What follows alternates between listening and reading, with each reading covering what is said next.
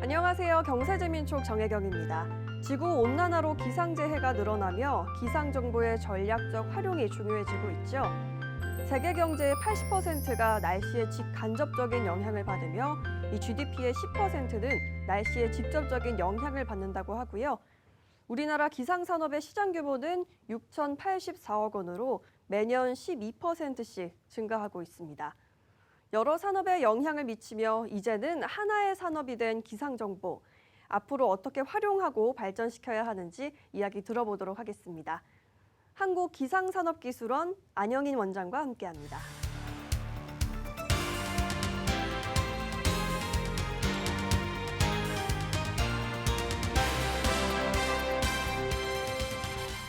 원장님 안녕하십니까? 네, 안녕하세요. 네, 반갑습니다. 원장님, 올해로 출범 5주년이 된 한국기상산업기술원 소개 부탁드립니다.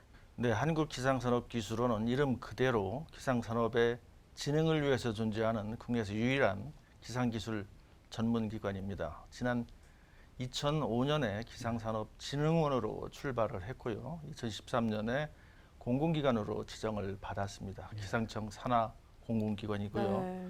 말씀하신 대로 5년 전인 2017년에 현재의 한국기상산업기술원으로 다시 출발을 하게 됐습니다. 네.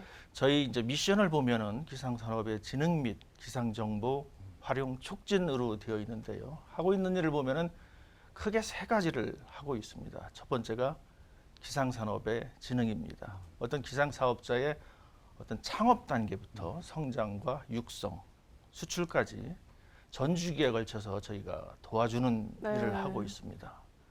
두 번째는 R&D 관련 사업을 하고 있는데요. 기상이나 지진 관련 R&D를 발굴하고 지원하고 운영하는 일을 저희가 하고 있습니다. 네. 세 번째는 이제 장비 관련 사업입니다. 기상청의 많은 장비 가운데 기상청과 함께 저희 기술원이 많은 부분을 담당하고 있습니다. 구매하는 부분, 운영하는 부분 여러 가지를 담당하고 있는데요. 특히 이제 그 장비의 어떤 검정, 형식 승인 이런 것까지도 저희가 대행을 하고 있습니다. 원래는 언론인으로 일을 하시다가 한국기상산업기술원에 취임을 하신 건데요. 그래서 소감과 비전이 좀 남다르실 것 같아요. 어떻습니까? 네, 저는 대학에서 기상학을 전공을 하고 대학원에서 역시 기상학을 전공을 했습니다. 네. 대학과 대학원을 마치고 나서는 좀 다르게 그때로서는 좀 색다르게 언론에 들어갔고요. 언론에서 이제 30년 가까이 기상이나 기후, 과학 담당 기자를 했습니다. 기자로서 일을 하면서 정부 관계자 아니면 학계 아니면 일반 시민 다양한 사람을 많은 사람을 만났고요. 그분들의 이야기를 듣고 또 전하는 일을 했습니다. 또 정보를 전달해 주는 일도 했습니다. 하지만 기자로서 일을 하면서 마음 한구석에는 뭔가 조금 아쉬운 부분도 있었습니다. 네. 취재하고 보도를 하는 것도 상당히 중요한데요. 물론 그것도 중요하지만 내가 현장에 가서 좀 더 해보면 어떨까 하는 생각도 있었습니다. 근데 마침 기상산업기술원에 그런 기회가 있어서 오게 됐고요. 이제 한 1년 정도 됐습니다. 네. 원장님, 기상산업기술원은 잘 소개를 해주셨는데 예, 예. 요사이 기후 변화로 인해 가지고 말이죠. 태풍도 불어오면 대단히 위협적이고 또 여름에 폭우도 많이 내렸잖아요. 예, 예, 그렇습니다. 기상산업이 각광을 받고 있잖아요. 크게 보면. 예, 예. 어떻습니까? 우리 기상산업진흥원에 기술원에 그 전문 인력들이 많이 있습니까? 현재는 그 기상산업기술원은 예. 공공기관 중에서 위탁 집행형 공공기관으로 되어 있습니다. 그러니까 네. 많은 부분의 정책 같은 것은 기상청에서 정해서 결정을 하고 예. 거기에서 결정이 되면은 그 일들 많은 일을 수행하는 일 중심으로 현재 구성이 돼 있습니다. 그래서 제가 들어오면서 느낀 것도 그렇고 앞으로도 해야 할 것도 그 중에 하나가 되겠는데요. 물론 행정하고 모든 것들이 다 전문성이 필요합니다. 중요합니다. 그렇지만은 기상이나 지진 관련 연구나 어떤 이런 부분에 대한 전문성에 대해서는 아직은 조금 부족한 부분이 없지 않아 있습니다. 왜냐하면 기상이나 지진 관련 연구하는 부분에 대해서는 네. 기상청에 국립기상과학원이 또 따로 있습니다. 따로 있습니다. 예, 따로 있고 저희들은 그런 일을 수행하고 대행하는 기관이고요. 다만 기상 장비에 대한 부분에 대해서는 우리나라에서 기상 장비나 지진 장비를 따로 하는 기관은 없습니다. 네. 저희가 유일하거든요. 예. 그런 의미에서 보면은 기상 장비에 대해서는 어떤 독보적인 유일한 기술 전문 기관이라고 볼 수가 있겠습니다. 기상 정보 데이터도 네. 대단히 중요할 것 같은데 말이죠. 서울이 기상 관측을 처음 시작한 것이 1907년입니다. 7년. 예, 그러니까 또 지역마다 조금씩 다릅니다만은 서울 기준으로 봤을 때 이미 관측을 한 자료가 100년 이상 쌓여 있다는 얘기입니다. 아, 예. 그리고 현재도 관측을 하고 있기 때문에 과거 자료뿐만 아니라 현재 자료도 있고요. 또 기후 변화가 심각하게 진행되면서 기상청에서 2100년까지 예. 네. 기후를 다 시뮬레이션을 했습니다. 음. 그렇다는 얘기는 1907년부터 2100년까지의 기상 정보가 있다는 얘기가 되겠습니다. 과거 100년, 미래 100년의 자료가 현재 기상청에 있고요. 예. 그 자료, 모든 자료를 저희가 가지고 있습니다. 네. 만약 모든 기업체나 어떤 사업하시는 분들이 기상 정보를 원하신다면 그 200년치 자료를 다 드릴 수가 있습니다. 요새 하도 그 기상도 국지적으로 비가 내리고 말이죠. 여름이 벌이다 보니까 예측이 힘들잖아요. 그래서 예측을 잘 하려면 그런 데이터를 잘 활용해가지고 저 같으면 서울에 방배동 사는데 그쪽에 비가 내릴지 안 내릴지 그걸 잘 알아내야 되는데 그런 걸 좀 잘 좀 해줬으면 좋을 것 같은데 말이죠. 예전에 기상 예보라고 하면은 물론 예보의 출발은 관측이고 데이터입니다. 그 데이터가 있어야만이 상황을 정확하게 판단을 할 수가 있고 그걸 기준으로 해서 예보를 하게 됩니다. 예. 그래서 지금까지 상당 부분은 관측한 자료를 가지고 예측하는 데 힘을 썼고 사람의 능력을 하는 방법도 있고요. 시뮬레이션, 흔히 말하는 모델이라고 하죠. 예. 소프트웨어, 그것도 소프트웨어도 물론 사람이 만듭니다만은 자연을 움직이는 모든 방정식을 프로그램으로 만들어서 네. 그걸로 예측을 하는 흔히 말하는 슈퍼컴퓨터를 이용해서 예측을 하게 되잖아요. 그래서 그런 부분에 대해서 많은 힘을 쏟아가지고 상당 부분 예측 수준이 올라온 건 사실입니다. 예. 그런데 이제 정확도만 따져보면은 강수 유무 정확도만 따져보면은 90%가 넘고요. 때로는 95%도 넘기도 합니다. 그러나 이제 비가 내릴 때는 아무래도 예보하는 그 정확도가 상당히 떨어지고 있습니다. 그래서 비에 대해서 예보할 때에 대해서는 여러 가지로 기술이 이제 발달이 필요하고요. 비가 들어오면 예보를 못하는 아니면 정확도가 떨어지는 시민들의 이제 만족도를 충분히 만족시켜주지 못하는 부분인데 그 이유는 기상청이 해야 할 일을 안 해서라기보다는 저는 어떤 생각을 하냐면요. 현재 자연에서 비가 어떻게 만들어져서 어떻게 내리는지를 정확한 과정을 인간이 다 모르고 있습니다. 네. 대략적인 얼개는 알고 있는데 알고 있는 그 얼개를 가지고 비 예측을 하다 보니까 지금 이렇게 나오는 겁니다. 네. 맞을 때도 있고 일부 틀릴 때도 있습니다. 그렇다는 얘기는 거꾸로 얘기하면은 우리가 어떤 그 비 내리는 현상을 재현할 수가 없잖아요. 그렇죠. 매번 재현할 수가 없다는 얘기는 그 비 내리는 현상을 우리가 다 알고 있지 못하다는 얘기입니다. 아, 맑은 날, 흐린 날 이런 날은 예보가 잘 되지만은 비가 온다. 그다음에 어느 지역에 몇 밀리미터가 온다. 또 몇 시에 비가 온다. 이런 것은 조금씩 틀리는 네. 경우가 자주 나타납니다. 그러다 보니까 일반 시민들의 예보에 대한 정확도, 어떤 만족도가 전체 강수 유무 정확도는 90%를 넘는데 비 오는 날에 대한 예보 만족도는 60%, 70%씩 떨어집니다.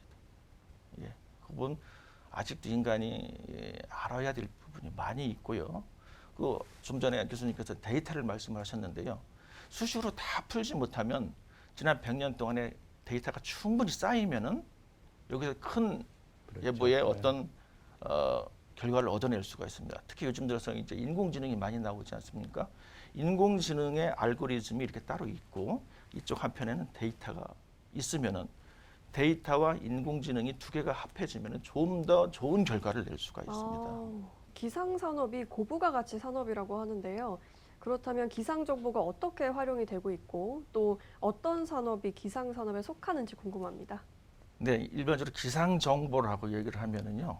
네. 뭐라고 생각을 하십니까? 어떤 것을 기상 정보라고 생각하시는지. 앞서 저희가 얘기 나눴던 뭐 강수량이라든지 네. 바람 또 재난 상황에 대비한 폭우 네, 어떤 게 있을까요? 정확하게 알고 계신데요. 장마도 있겠고요. 일반적으로 이제 기상을 결정하는 주요 요소가 있습니다. 네. 예, 어떤 요소가 있냐면 아주 기본적인 요소가 있는데요. 네네.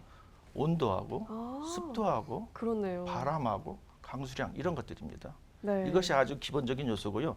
나머지는 이것이 합해져서 어떤 결과를 만들어내는 것이 되겠죠. 아. 예, 그래서 저는 이와 같은 기본적인 기상 정보가 만들어지면 그것을 이용하면은 네. 그런 기상 온도, 습도, 바람, 강수량 이런 것을 알아서 어느 지역에 몇 시에 몇 밀리미터가 내린다, 어느 정도가 온다, 어느 지역에 온다 이런 걸 다 이제 추정을 할 수가 있게 되는데 이와 같은 기상 요소를 활용해서 우리가 그걸 잘 활용하게 되면은 안전을 확보할 수도 있고요, 네. 비용을 줄일 수도 있고 수익을 창출할 수도 있겠죠.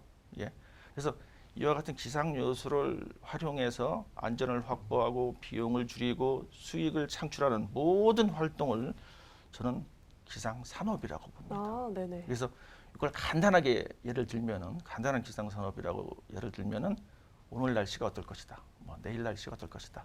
아니면 이번 주말에 어떤 스키장을 가든가 캠핑장을 가는데 주말 날씨는 어떨 것이다. 이런 것들이 아주 전통적인 기상 산업이 되겠죠. 그런 정보를 제공하는 그렇죠. 것들이 많죠. 그런 예, 정보를 날씨 정보를 제공하는 것이 네. 이제 전통적인 예. 기상 산업이 될 수가 있고요. 요즘에는 기상 산업이라는 개념이 굉장히 예. 많이 그렇죠. 예. 확장되고 아, 있습니다. 네네. 단순히 정보만 제공하는 것을 떠나서 다른 주변 분야, 다양한 분야와 융합, 복합적으로 발전을 하게 됩니다. 네. 예를 들면은 에너지 전환, 기후 위기가 들어오면서 이제 태양광 발전이나 풍력 발전 이런 것들이 굉장히 중요해지지 않습니까? 이제 태양광 발전이나 풍력 발전의 경우는 전적으로 기상 정보에 의존하는 발전입니다. 왜냐하면 태양광 발전은 햇빛이 그렇죠. 쬐어야 예, 되는 예, 거고요. 예. 풍력 발전은 바람이 불어야 되는 겁니다. 네. 그런데 이제 기상이 하는 일이 뭐냐면 내일 햇빛이 몇 시간 언제 어떻게 쬐는가를 알려주는 게 기상이 하는 일이거든요. 네네. 어느 지역에 바람이 얼마가 불 거다 이런 걸 예측하는 게 기상이 하는 일입니다. 그러니까 내일 풍력 발전량이 어느 정도 되고 태양광 발전량이 어느 정도 된다 이런 걸 예측하는 데는 기상 정보가 안 들어갈 수가 없습니다. 아, 그것도 어떤 의미에서 보면은 하나의 기상 산업이라고 네. 얘기가 할 수가 있고요. 그리고 요즘 들어서 굉장히 관심을 끌고 있는 게 있습니다. 아, 어떤 건가요? 하늘을 날아다니는 자동차죠. 아, 네네. 하늘을 날아다니는 자동차, 뭐 스마트 시티, 스마트팜 이런 거 여러 가지가 있는데 아, 그렇죠. 대표적인 예로 하늘을 날아다니는 자동차라고 했을 때 자동차가 하늘을 날아다닌다. 그럼 뭐가 필요할 것 같습니까? 날씨가 중요하죠. 예. 예, 원료로, 예, 예, 그렇죠. 교수님 말씀대로 네. 날씨가 굉장히 중요합니다. 그렇네요. 예. 예. 물론 이제 하늘을 날기 위해서는 하늘을 나는 네. 기체, 네. 하늘을 나는 자동차가 있어야 됩니다. 당연히 자동차가 날아다니는 자동차가 있어야 되겠죠. 그게 흔히 말하는 UAM 이렇게 얘기를 하죠. 아, 예. 그다음에 이제 하늘을 날아다니는 자동차가 한 대면은 상관이 없는데 수없이 많이 왔다 갔다 보면 네. 그걸 다 운항 관리도 하고 조정도 해야 될 거 아닙니까? 네. 그러다 보니까 이제 운항 관리 기술도 굉장히 필요할 테고 모든 것은 통신으로 이루어지기 때문에 굉장히 통신이 중요해질 수가 있습니다. 아, 거기서 없어서는 안 될 것이 바로 날씨입니다. 네. 하늘을 날아다니는 자동차가 지상으로부터 몇 미터 고도를 날아다닐 걸로 예상을 하고 계신지요? 300에서 600m 고도. 300, 아, 300에서 600m 네. 고도. 그래서 높아도 1000m가 안 되게. 그러면 큰 비행기가 태평양을 날아갈 때 하고 전혀 다른 얘기만요. UAM 이것이 도심 네. 상공을 날아갈 때하고는 상황이 전혀 다른 다르게 상황이 나옵니다. 아. 바람의 저항도 많이 받게 예. 되고. 야. 왜냐하면 비행기가 태평양 상공을 날아갈 때는 날씨 변화가 하나도 없이 그렇죠. 조용히 날아가는데 그렇죠. 300에서 600m면은 그 안에 아, 남산도 그렇죠. 있고요, 네. 관악산도 있고 다 여기 걸쳐 있습니다. 그러면 여기에 비가 오고 눈이 오고 안개 끼고 바람 불고 모든 현상이 다 있습니다. 날씨의 모든 현상이 다 나타나는 지역을 말 그대로 그런 변화무쌍한 날씨를 뚫고 지나가는 것이 바로 UAM입니다. 네. 우리 모든 산업 분야들이 말이죠. 이제 기상 이변으로 사업하기 엄청 어려워졌어요. 그걸 잘 극복하고 날씨 경영을 잘해야 제대로 된 경쟁력을 가질 수가 있는데 그런 부분에 우리 기상산업 기존에서 큰 역할을 한다는 얘기를 들었습니다. 기후 변화가 진행되면 그렇죠, 예. 진행될수록 날씨는 지금보다 훨씬 더 사나워집니다. 네. 날씨가 사나워진다는 얘기는요. 그만큼 기후 기상으로 인한 재난이 많이 발생할 수 있다는 얘기입니다. 뜨거운 날씨는 더욱더 뜨거워지고 예. 폭우는 더욱더 강해지고 또 더 자주 이변이 나타날 수가 있습니다. 지금까지는 내일 날씨, 모레 날씨만 알려주면 뭐 기상정보 그 정도면 됐다 이렇게 생각할 수도 있지만 이제 기상정보가 꼭 필요한 시간이 지금 이미 왔고요. 앞으로는 더 강하게 올 수밖에 없습니다.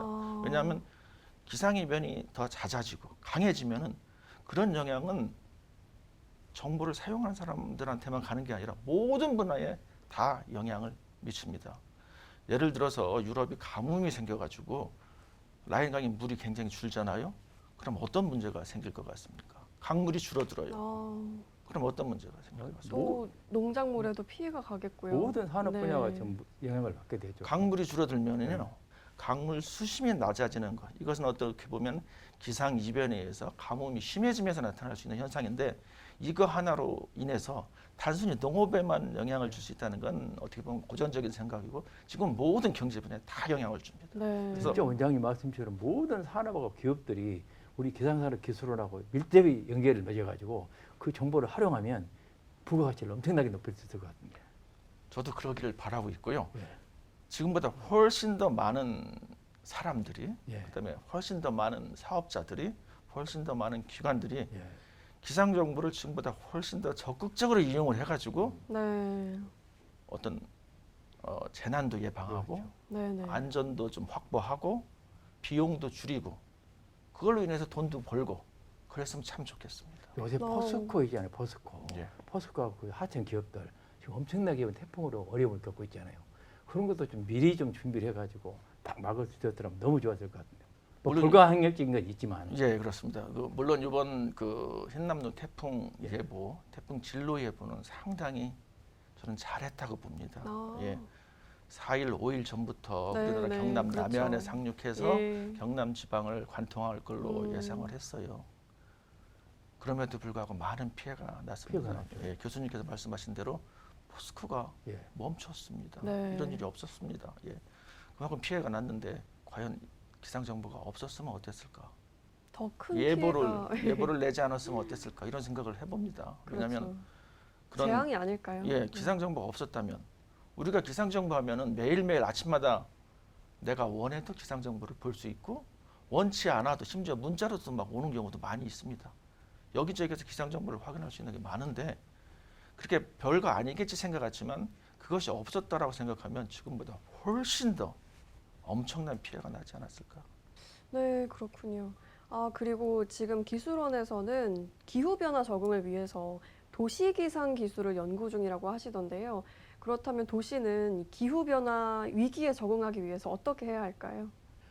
네, 지난번에 강남 지역에 이제 폭우가 내리면서 그렇죠. 굉장한 예. 피해가 나지 않았습니까? 그래서 네. 도시가 기후 위기에 취약한 이유는 첫 번째는 이제 도시 설계를 네. 들을 수가 있고요.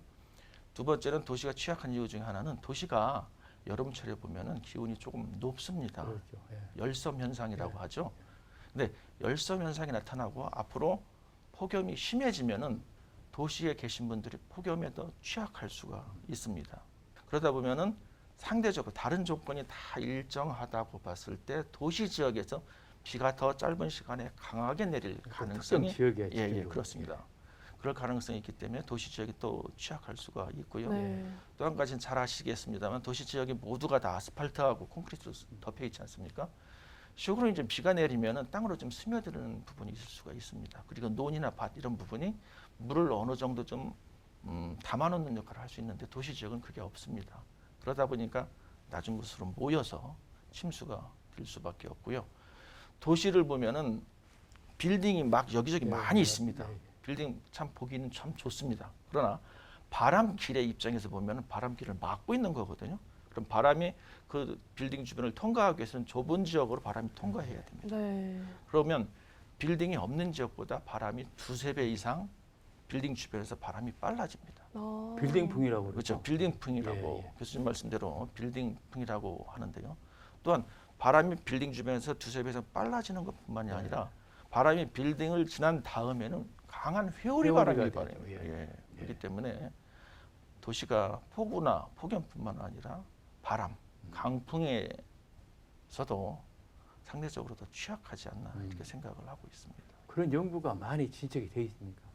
지금 저희 학계에서 많은 지금 연구를 하고 있습니다. 네네. 그렇군요. 예. 좋습니다. 원장님 마지막으로 계획과 목표가 있다면 한 말씀 부탁드립니다.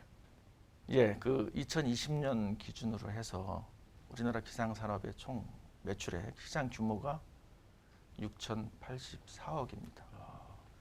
그런데 지금까지 말씀을 하셨습니다마는 기후 변화가 진행되면 진행될수록 기상산업은 더욱더 클 것으로 생각을 합니다. 왜냐하면 그만큼 우리가 지금까지 생각하지 못했던 다양한 기상 이변이 발생을 하고 네네. 또한 그런 이변이 발생하다 보니까 생각지도 못한 일이 많이 일어납니다. 농업에만 영향을 주는 것이 아니라 산업에도 영향을 주고 전기 생산에도 영향을 줍니다. 그래서 하는 얘기는 기후 변화가 진행되면 다양한 분야에 이렇게 많은 영향을 주고 그 사람들도 이제 기후 변화가 진행되니까 기상 정보를 활용해야 되겠네. 저걸 활용해서 어떤 안전도 확보하고 비용도 네. 줄이고 이런 조치를 취해야 되겠다 이런 생각을 갖게 됩니다. 따라서 기후 위기 시대를 맞아서 우리는 그와 같은 것을 잘 이용을 하면은 기상 산업도 어떻게 폭발적으로 성장할 수 있는 기회가 되지 않을까 생각을 합니다. 그렇게 해서 2020년도에 6,084억 원 정도에 머물던 것을 2025년 빠르면 2024년이 될 것 같은데요. 한 1조 원 정도로 규모를 네. 크게 확장시키는 것이 우선적인 목표고요. 그 확장시키는 방법은 지금까지 전통적인 기상산업뿐만 아니라 주변 산업, 예. 네네. 뭐 건강, 교통, 에너지, 뭐 문화재, 환경 이 다양한 부분과 융합 복합적으로 기상산업을 발전을 시키는 것이 목표가 되겠습니다. 뿐만 기상산업 부분에는요 이렇게 기상 정보를 이용하는 산업뿐만 아니고 기상이나 지진 관련 R&D도 기상산업이고요. 네네. 그와 관련 장비를 만들고 유통하는 이런 부분도 역시 기상산업이고요. 그 부분도 저희가 담당을 하고 있습니다. 대표적인 것이 기상 측기가 정확한지 내구성이 있는지 이런 걸 다 따져보게 되는데요. 네. 기상 측기에 대한 기상이나 지진 측기에 대한 검정, 형식 승인 이런 것도 아. 기술원에서 하고 있기 때문에 네네. 앞으로 보다 많은 기관에서 기상 측기 왜냐하면 첫 번째 하는 것은 관측을 해야 되는데 관측을 하려면 측기가 있어야 합니다. 그러니까 기상 측기, 지진 측기 관련 산업도 클 것으로 예상되기 때문에 융합 복합적으로 산업이 크는 부분과 거기에 따라서 측기가 크는 부분 이런 것들은 다 기후 변화가 진행되면서 훨씬 더 빠르게 될 수가 있는데 이런 걸 네. 합하면은 2024년 늦어도 한 2025년쯤에는 현재 6,084억 원 규모에서 한 1조 원 규모로 클 수가 있지 않을까 생각하고요. 그 이후에는 더욱 더 빠른 속도로 가는데 네. 거기에 저를 비롯한 우리 기술원 가족 모두가 힘을 쏟을 예정입니다. 네, 알겠습니다. 기후변화 위기 속에서 기상산업의 중요성이 더욱 커지고 있습니다. 한국기상산업기술원에서는 우리나라 기상산업의 발전을 위해서 애써주고 계신데요. 앞으로 경쟁력 있는 기상기술 발굴을 통해서 기상산업이 우리나라 경제 발전을 이끌어주길 기대하겠습니다. 원장님 오늘 좋은 말씀 고맙습니다. 감사합니다. 고맙습니다.